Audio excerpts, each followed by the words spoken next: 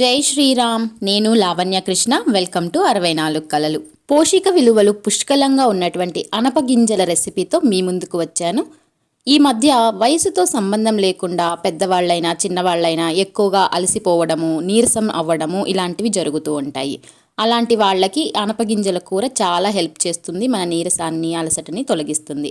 ఎలా చేయాలో చూద్దాం. ఇప్పుడు అనపగింజలతో రకరకాల వంటలు చేసుకోవచ్చు. ఇప్పుడు నేను మసాలా కర్రీ చేసి చూపించబోతున్నాను. అందుకోసం ఒక ప్యాన్ పెట్టుకొని 1 స్పూన్ జీలకర్ర, 2 యాలుకలు, 4 లవంగాలు, 1 ఇంచ్ చెక్క, కొంచెం కొబ్బెర, 2 ఎండుమిర్చి కూడా వేసుకొని రోస్ట్ చేసుకోవాలి. మసాలాలు మాడకుండా చూసుకోవాలి. అది రోస్ట్ అవుతున్న సమయంలోనే మనము కూరకు కావలసినటువంటి ఉల్లిపాయ చిన్న ముక్కలుగా తరిగి పెట్టుకోవాలి.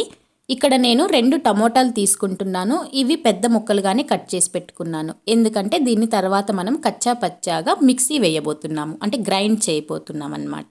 ఈలోపు వేయిస్తున్న మసాలాలు ఏవి మాడిపోకుండా జాగ్రత్తగా వేయించుకొని చల్లార్చుకున్న తర్వాత మిక్సీ జార్లోకి ట్రాన్స్ఫర్ చేసుకోవాలి.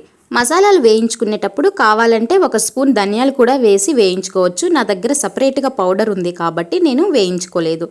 తర్వాత ఆ మిశ్రమాన్ని అంతా పక్కకు తీసుకొని అదే మిక్సీ జార్లో టొమాటోస్ వేసి ఇలా కచ్చా పచ్చాగా మరీ పేస్ట్ లాగా కాకుండా గ్రైండ్ చేసుకోవాలి.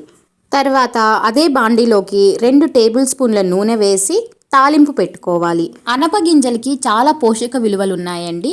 కావలసినన్ని ప్రోటీన్స్, విటమిన్స్, మినరల్స్ పుష్కలంగా ఉన్నాయి ఇందులో. నేను ఇందులో కొంచెము మెంతి ఆకు కూడా వేసి చేస్తున్నాను. ఇలా మగ్గుతున్న ఉల్లిపాయల్లో కడిగి పెట్టుకున్నటువంటి గుప్పెడు మెంతాకు కూడా వేసి బాగా కలుపుకోవాలి.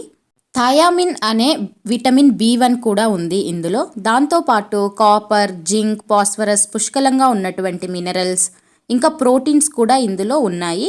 దీనివల్ల మనకి మెదడుకి, గుండెకి, లంగ్స్కి, మన డైజెస్టివ్ సిస్టమ్కి వీటన్నిటికీ సరిపడే మంచి పోషక విలువలు, అంటే ఇవన్నీ ఆరోగ్యంగా ఉండడానికి ఎటువంటి పోషకాలు అవసరమో అవన్నీ ఉన్నాయి ఇందులో.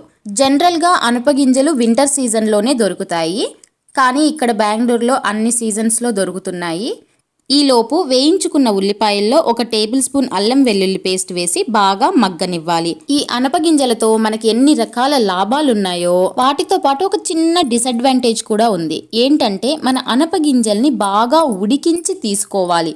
సరిగ్గా వండకుండా తీసుకున్నాము అంటే మనకి కొన్ని ప్రాబ్లమ్స్ వస్తాయి. మన డైజెస్టివ్ సిస్టమ్కి కడుపు నొప్పి రావటం, గ్యాస్ ఫామ్ అవ్వటం ఇలాంటివన్నమాట.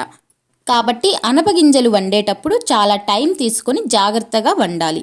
కచ్చా పచ్చాగా గ్రైండ్ చేసి పెట్టుకున్న టొమాటోని, ముందుగా వేయించి పెట్టుకున్న మసాలా పౌడర్ని అంతా వేసి కలిపి ఒక 5 నిమిషాలు మగ్గిన తర్వాత కడిగి పెట్టుకున్న ఈ అనపగింజల్లో పుచ్చులు ఏమన్నా ఉన్నాయేమో చూసుకొని జాగ్రత్తగా ఇవన్నీ వేసి దాంట్లో మగ్గనివ్వాలి. అనపగింజలు ఉడకడానికి తగినన్ని నీళ్లు పోసి మూత పెట్టుకొని బాగా ఉడికించుకోవాలి. ఇది దాదాపు 20 నిమిషాల పైనే పడుతుంది. ఓపిగ్గా చేసుకోవాలి.